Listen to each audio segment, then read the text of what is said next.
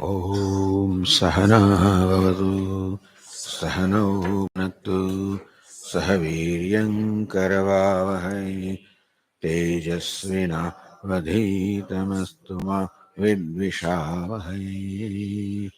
Om Shanti Shanti Shanti. Om Purnamada Purnamidam Purnat Purnamudachyate Purnasya Purnamada Purnamevavashishyate. Om Shanti Shanti Shanti.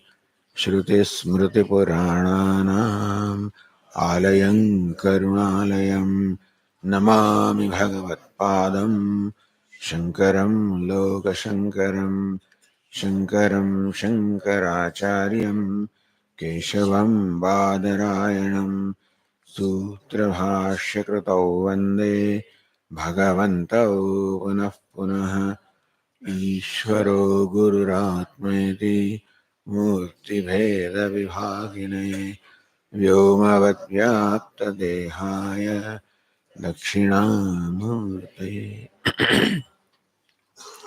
Om Namo Brahmadibhya Brahma Vidya Sampradaya Kartrabhya Vamsharshibhya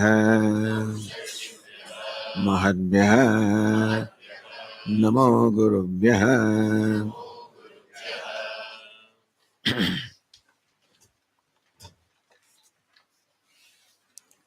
Page 24, passage number 12.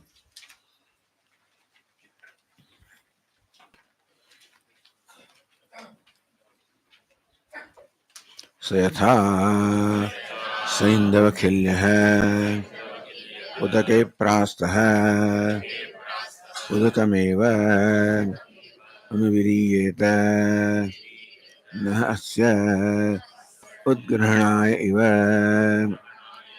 Syat Yato Etastu Adadita Lavanam Eva Evam Va Are Idam Mahadbhutam Anantam Aparam Vijnana Eva Etebhyo Bhutebhyo Samuttaya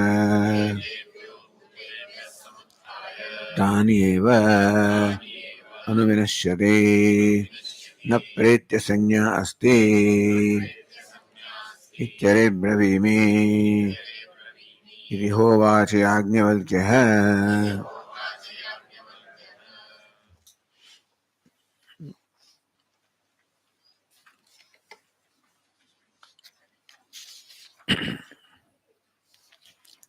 Bhashyakara said that there are two kinds of pralaya. One is swabhavika pralaya, like the karya merging into karanam, like a clay pot merging into clay. This is the swabhava of the effect to merge into its source. That is swabhava. Like rivers merging into ocean. It is a swabhavik pralaya, and swabhava, nature of the effect to merge into cause. Other is the buddhipurvaka pralaya. The pralaya the Vedantins talk about is a pralaya that is brought about by understanding or by knowledge. That pralaya of merging of rivers and ocean and effect into cause involves some action. This pralaya the Vedantins talk about of the merger by understanding. As we said yesterday, that what the eyes see here is Bengal, it's likely that what the mind sees is gold, because in the mind of his understanding, he recognizes that the bangle is incidental, name and form, and that the abiding aspect of this object is gold. By that understanding, this object no more is bangle in the mind of this one who understands. Apagat agnehe agnitvam vacharambhanam vikaranamaध्यam three rupani teva satyam in Chandogya Upanishad say that everything is made of three elements, three colors. Everything in the universe is combination of three colors. And so the teacher says, father says to the son, Shvetaketu, look at the fire. Here the red color you see in the fire belongs to the element fire. The white color in the fire you see belongs to element water. The black color that you see belongs to element earth. So colors only represent these three elements. Therefore, what do you think? What you call fire is nothing but the three elements. Apagat, agnehe, agnitvam.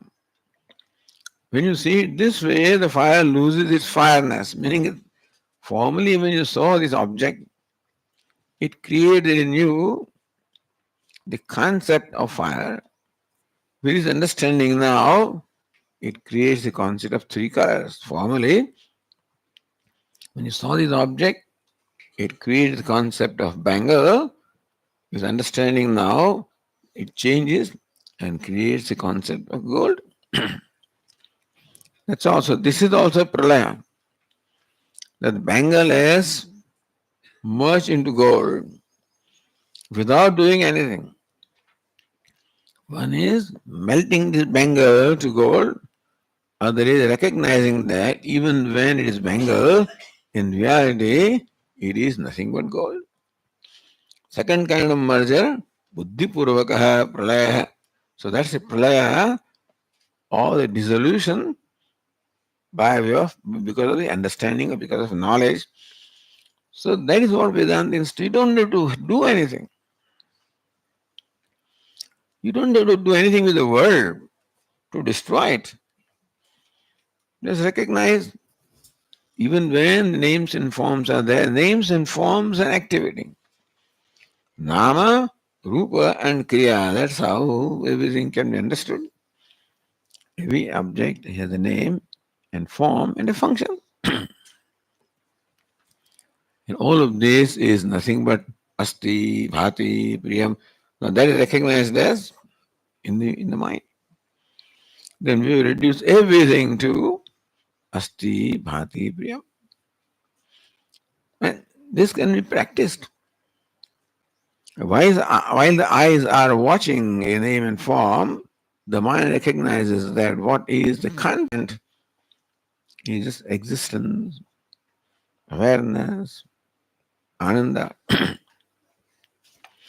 This is the pralaya that here the Bhashyakara is talking about. Avidya nirodhadvarena yo bhavati. The pralaya or the dissolution that takes place by avidya nirodha, by the elimination of ignorance, by removal of ignorance, the pralaya that takes place is the pralaya by knowledge. As I said, the pralaya that takes place with Bengal by knowledge or understanding that it is gold, that's the kind of pralaya Vedantins. So they don't want to do anything about it because you don't have to. Because even when you call this object a Bengal, what it is gold only. Bengal is just a notion in your mind, so you don't have to do anything, just give up the notion. When recognizing notion as notion, important is recognizing a notion as notion.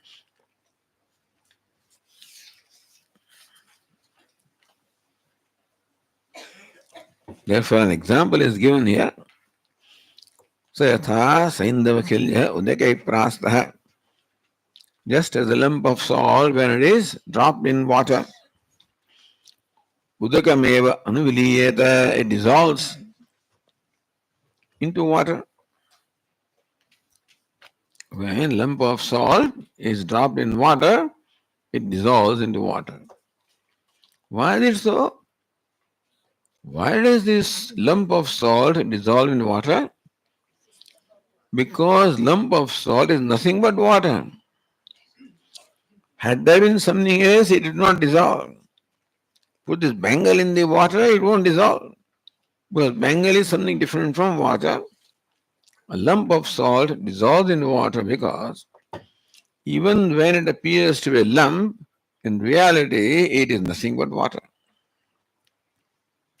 The water has become a lump by coming in contact with heat and earth. And so when you drop that lump in water, it just, you know, returns back to its original nature, which is water. Lumpness was temporary. Lumpness was because of some reason of coming in contact with the the heat and earth.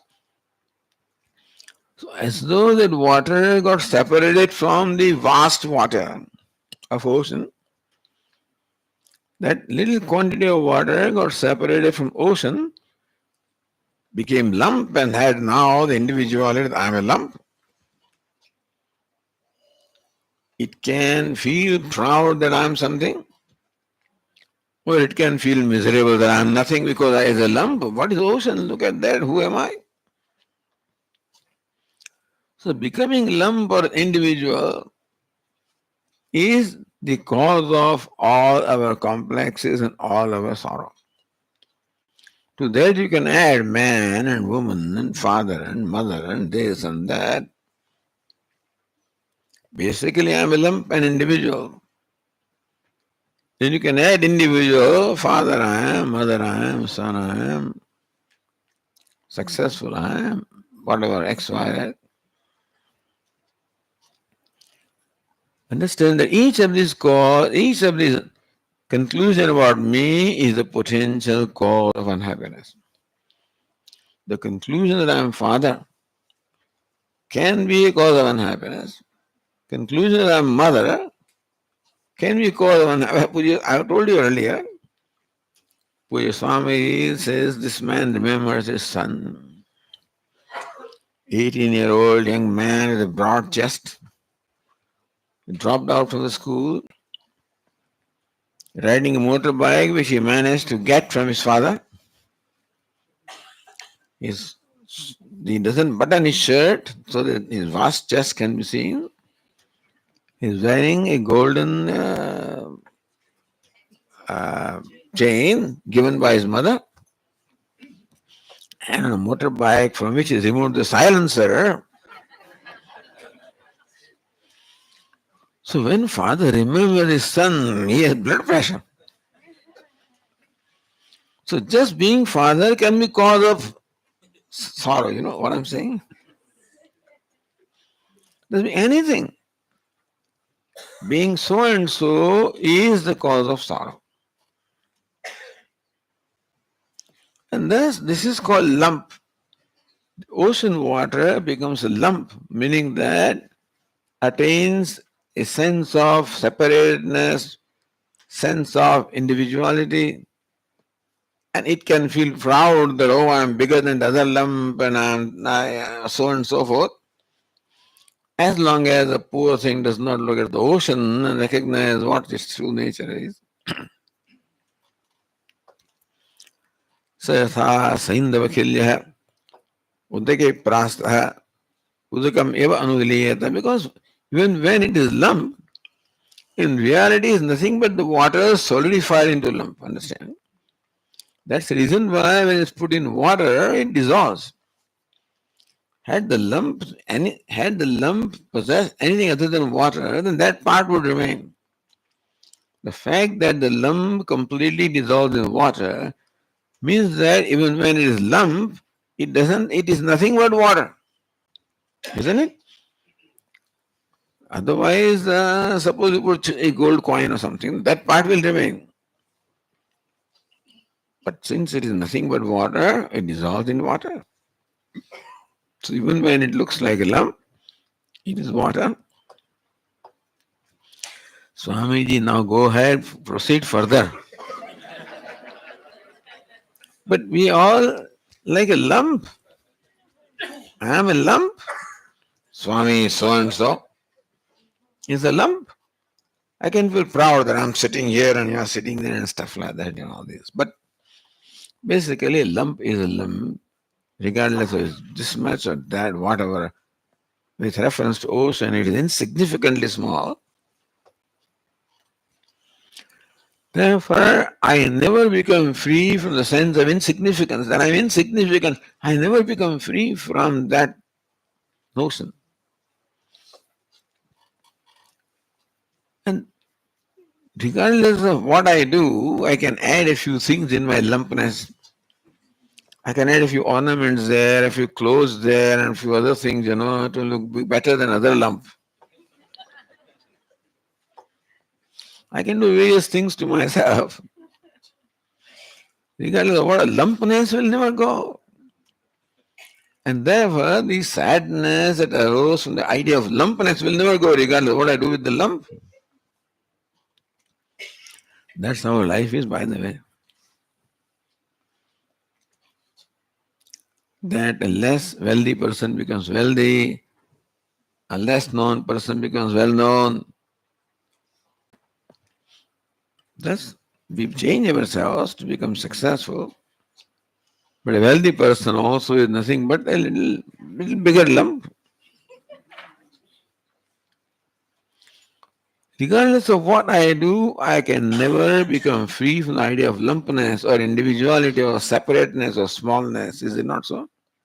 And how small I am, really speaking, I'm insignificant compared to the infinite, which is my true nature. So, this is how the Upanishad explains the cause of misery in our life. Nothing else is cause of misery only. Oh, Swamiji, I have brought my samsara with me. What is samsara? His samsara, his wife and 3 children. That's not samsara.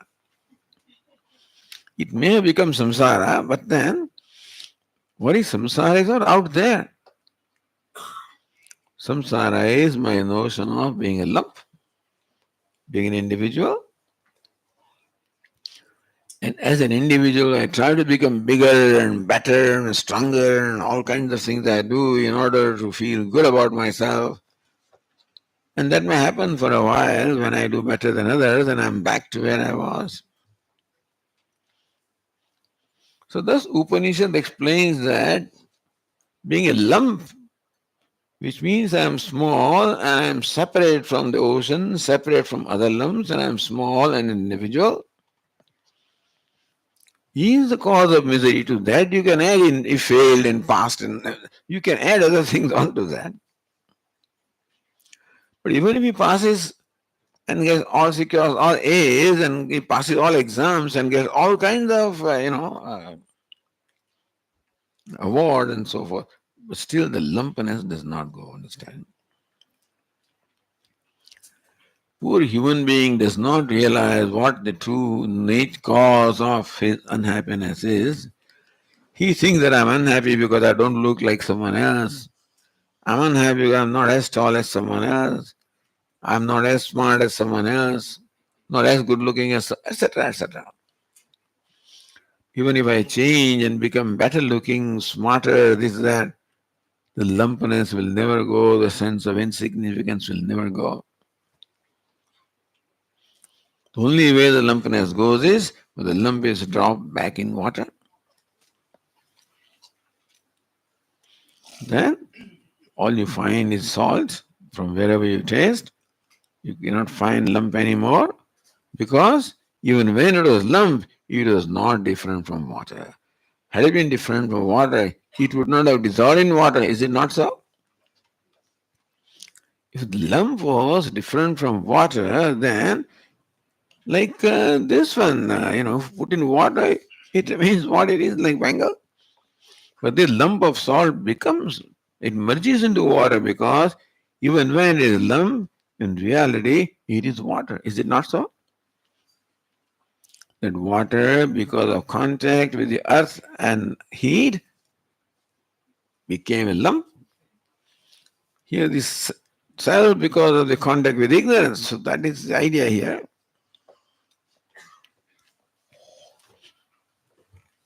Evam vare idam mahadbhutaman aparam vijnana ganaiva. So, This is page 24.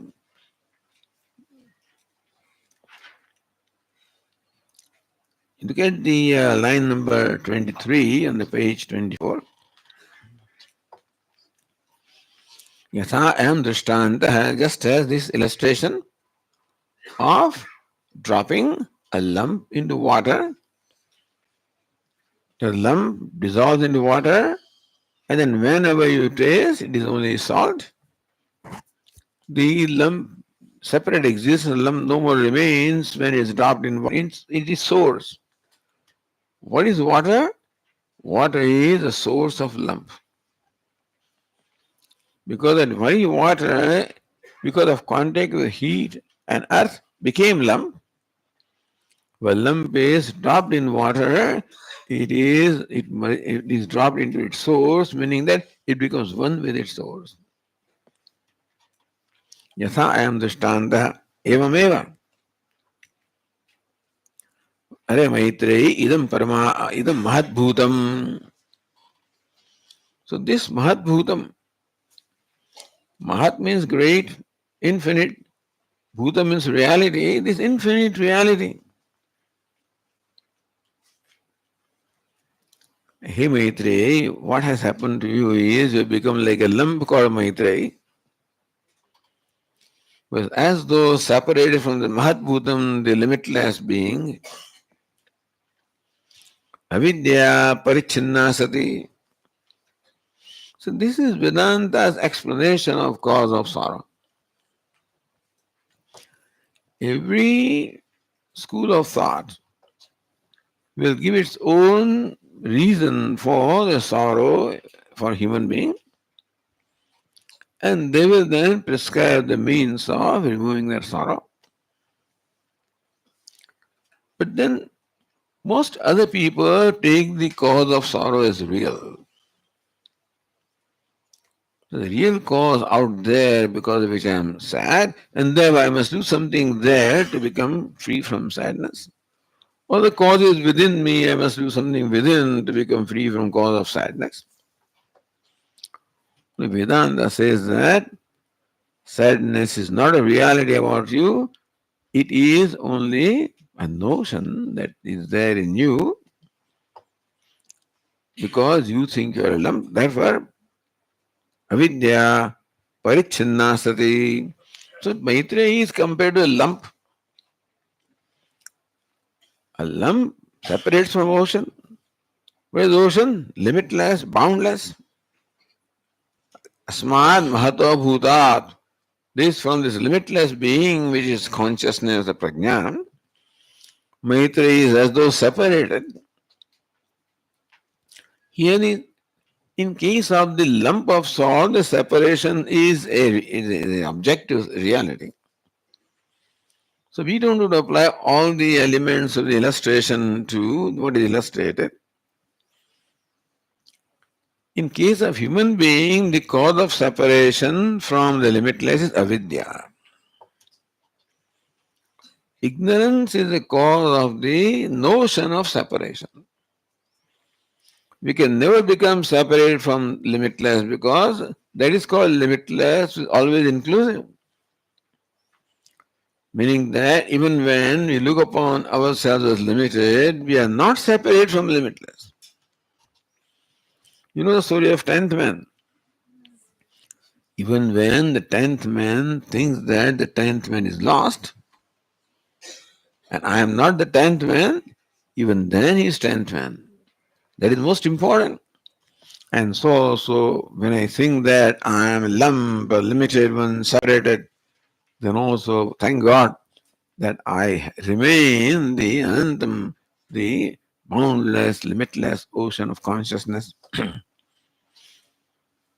Avidya parichinna sati karya karanopadi sambandhat khilya bhavam apannasi. Hey Maitreyi, you attain a state of being a limited being because of the association with this body, mind, sense complex. How can consciousness have association with this gross, tangible body, mind, sense complex? Remember yesterday we started saying there is this entity called Ghatakasha, the pot space. Really speaking, space cannot have any connection with pot. Space is subtle and all pervasive, and therefore space can't be connected. How do you tie up the space with pot? With ropes or something? How do you tie up? Means the pot space looks like space is tied with pot. Space is confined to pot. But it is what? It is just a notion. Space has no relationship with the pot. Pot cannot confine the space. In fact, there is no contact of space in the pot. Because when the pot moves in space, we feel that pot space also moves, but it does not. What moves only pot space remains where it is, only because the space has no contact with the pot. If space had some contact, then the movement of the pot would have bring out some effect. You do this, space will be affected some way if there was some connection.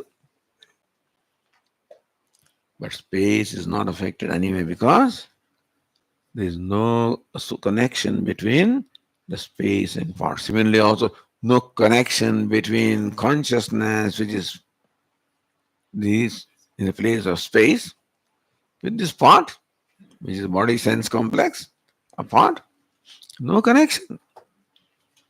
And just as the part cannot confine the space, so also this body mind cannot confine the consciousness. So even when the space thinks that I am part space, thank God that it remains the space. So even when I think that I am a small consciousness, thank God that I remain the boundless consciousness. Fortunately, even though I keep on accusing myself and branding myself constantly, I'm a karta, I'm a bhokta, I'm sukhi, I'm dukhi, I'm happy, I'm unhappy, I'm wealthy, I'm poor. Keep on constantly accusing myself. Poor thing. Puja Swami used to say, there's one word that is used most frequently and most wrong meaning. What is that word? I. Used most frequently and most incorrectly. Because when we use the word I, we always mean individuality. Whereas I happens to be, in fact, limitless.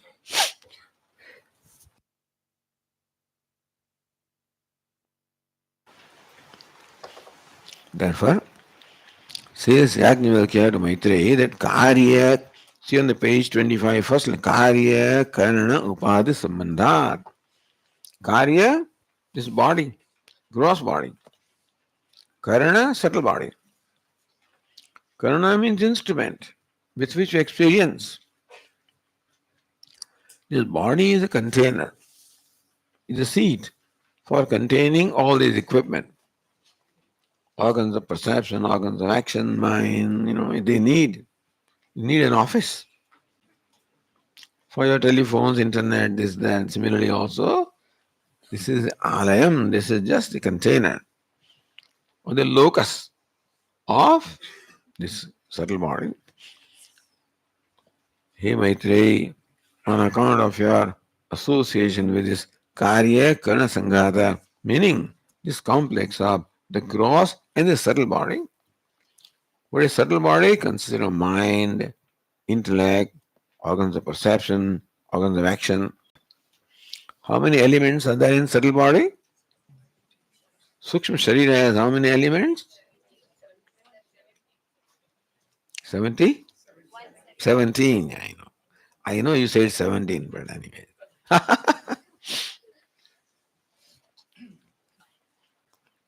Five organs of perception, five organs of action, five prana, manaha, and buddhi, 17. Depends on how you want to count. But this is simply a tool given to me to perform my functions. This body is given to me as a place of residence.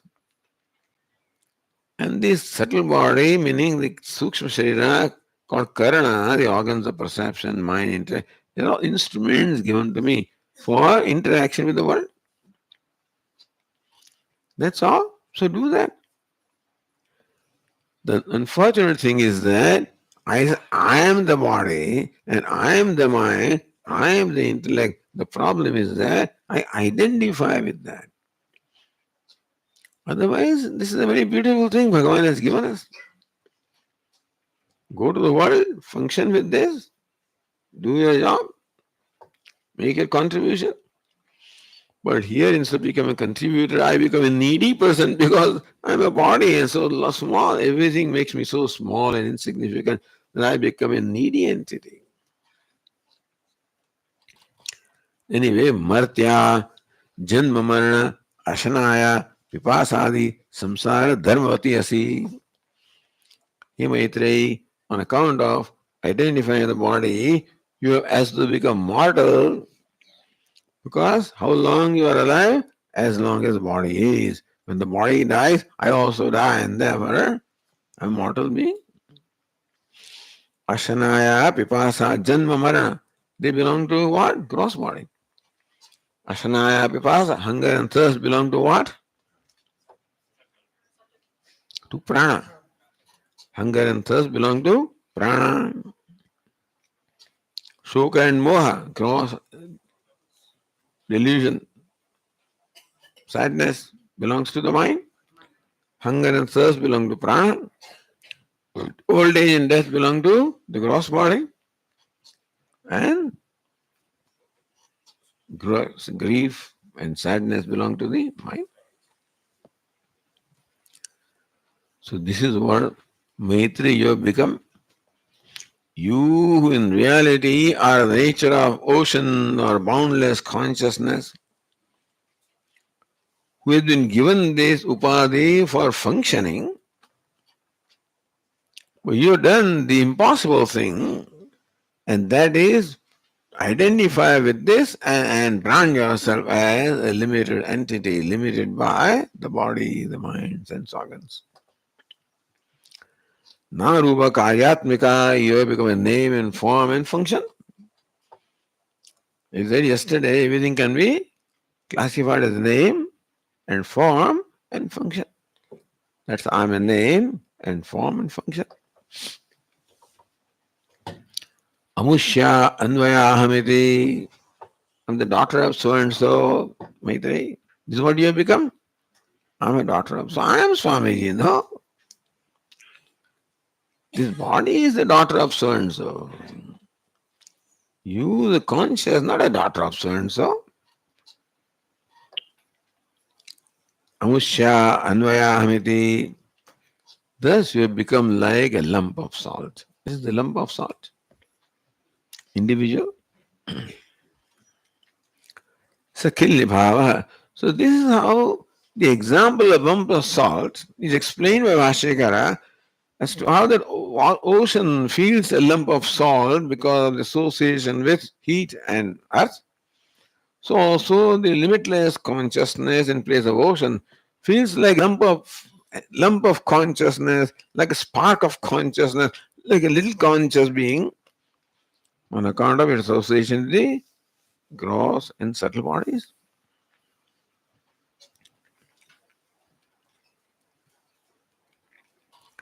सखिल्य भावस्तव काय करण उपाधि संपर्क भ्रांति जनित है. That I am a small limited entity is bhranti or delusion because of equating yourself with this body and mind and sense organs.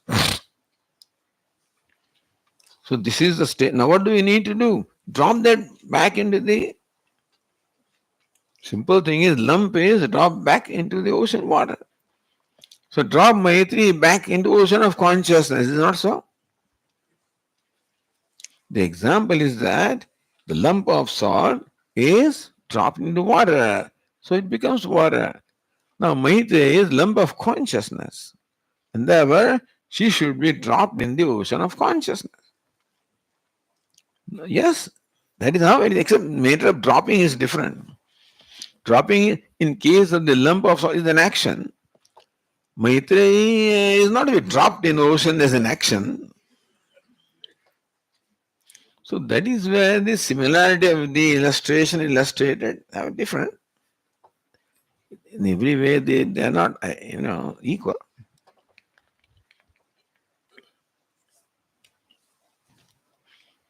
महति भूते स्वयोनौ महासमुद्र स्थानीय परमात्मने. Maitreyi, you have to be dropped into this Mahasamudra, the ocean, the great ocean that is Paramatma. Ajare, Amare, Abhaye, Shuddhe. You are free from death, free from decrepitude. You are fearless, pure, and homogeneous consciousness. Prajnana Ghana. You are the homogeneous consciousness, Prajnana Ghana. Anante, Apare, Nirantare. You are Ananta, free from end limitation. Apare, you are boundless. Nirantare, you are always continuous self.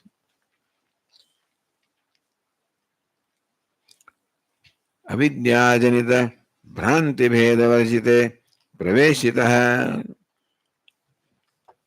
Hey Maitreyi, you are the lump of consciousness.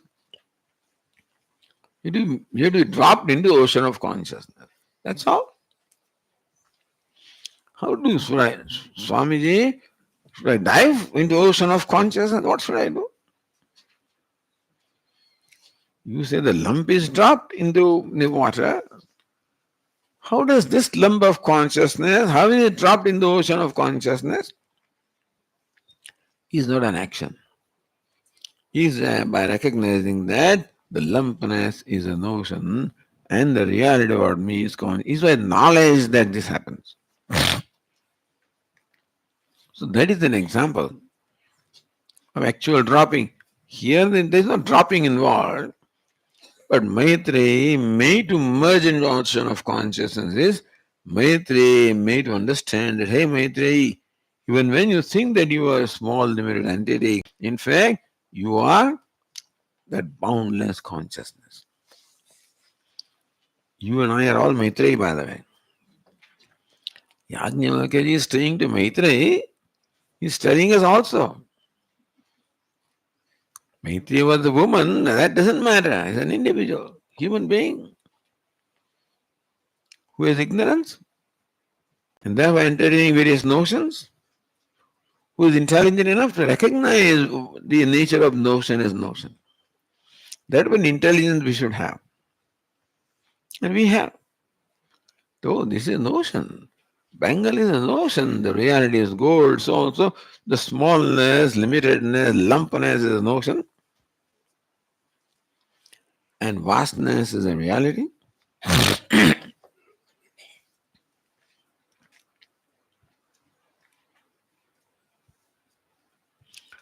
Avidya Bhranti Bhedavajira Praveshitaha. You, the lump, is made to enter. Tasmin pravishte swayonigraste khilyabhave avidyakrute. When you drop that lump in the water absorbs that lumpness. When you drop that lump in the water absorbs or swallows the lumpness. So when Maitreyi is dropped in the ocean of consciousness, that swallows the smallness by virtue of knowledge that, in fact, even when I think I am small, in reality I am nothing but the ocean of consciousness. Idam ekamadvaitam mahatbhutam. Mahat means great, Bhuta means reality, this great reality, limitless reality.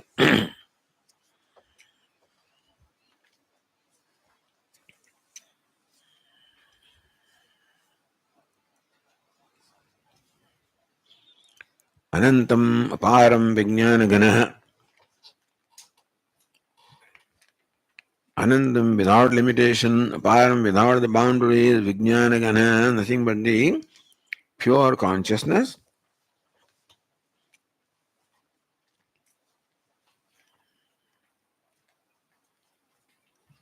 So, in Maitreyi, this is what is meant by dropping is recognizing that this is what you are. Fortunately, by thinking that I am limited, I have not become limited. There's saving grace here. Thinking that I am a Jivatma, I am a limited being, I am miserable, I am so and so and so. I have not become that. I remain the limitless. Just as the tenth man thinks that the tenth man is lost, searching for the tenth man. Even when he thinks that tenth man is lost, thank God he's not lost. If by branding that the tenth man is lost, if tenth man gets lost, then there is no hope. By branding that I am a jiva, then I become jiva, no hope. There is no becoming. So in notion.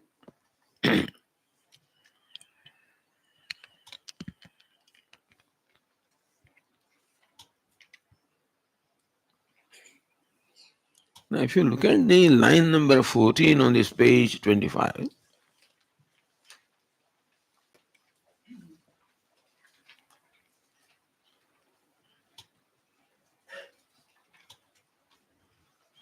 a question is asked here. Yadi idam ekam advaitam paramata swacham samsaraduk asampruktam. Oh, Venerable Sir, as you say, this one non-dual self, Paramasatah Swacham, absolutely clear and clean and pure, samsara, and that the dukkha of samsara does not touch the self. Even when I think that I'm unhappy, understand that unhappiness does not touch me. That's a good aspect of it. When I think that I'm miserable, understand that misery does not touch I. I have made an impossible thing happen. I am miserable. What I have done, I am and miserable are lumped together. Remember, I am unhappy. I am unhappy is one sentence. Grammatically, you know what this sentence means, that I am unhappy and the same case, same alignment. Therefore, unhappy is the nature of I am. I am unhappy. But that's not so. I am is not unhappy. Where does unhappiness belong? I say I am unhappy. I know it's a little late and after a good amount of breakfast, etc., this is a difficult class. These people give a lot of food and good food also. And therefore, after eating the breakfast, etc., it's difficult to keep our eyes open or the mind open.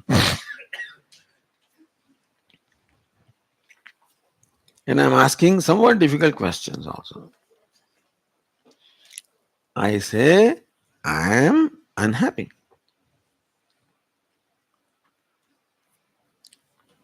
Now it has two elements. I am and unhappy. I am is the nature of whom? I am belongs where, to the subject. Unhappy is the nature of mind. It is an object. Mind is something that I'm aware of, and therefore the mind is object of my, the thoughts are object of my awareness, is not so? Yes, I know, Swami, that this man comes to Puja Swami, Swamiji, I'm restless. So Swami was teasing him. You're not restless, you're all silence. Swamiji, I'm restless. More he became excited, you're all silence. I'm restless. You're all silence. That fellow got so excited. Swami, once more this exercise, two persons will become restless. Then Swami said, okay, you say you're restless. How do you say you're restless? I know I'm restless. How do you know? My mind is restless. Your mind is restless. The restlessness belongs to mind. You're the knower of the restless mind. The knower is different from the known. Similarly, also, when we say that I'm unhappy, some difficulty is there. You wait, Vaishal, right?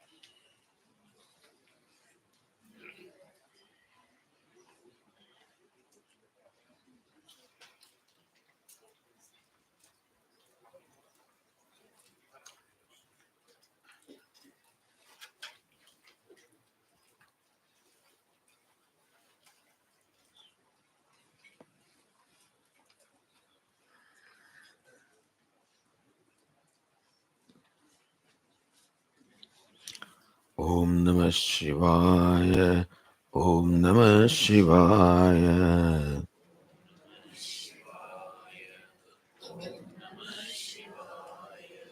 Om Namah Shivaya. Om Namah Shivaya.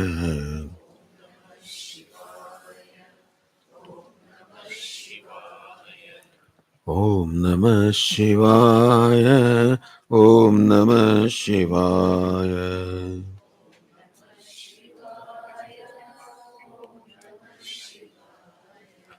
Om Namah Shivaya. Om Namah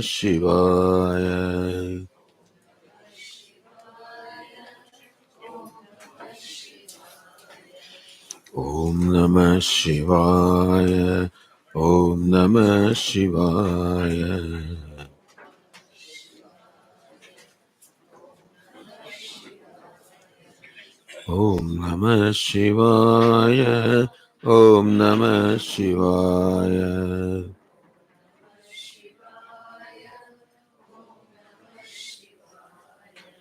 Om Namah Shivaya. Om Namah Shivaya.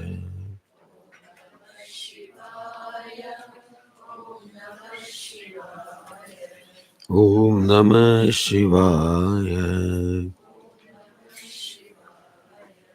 Om Namah Shivaya. Om Purnamadah Purnamidam Purnat Purnamudachyate Purnasya Purnamadaya Purnameva Vashishyate. Om Shanti Shanti Shanti.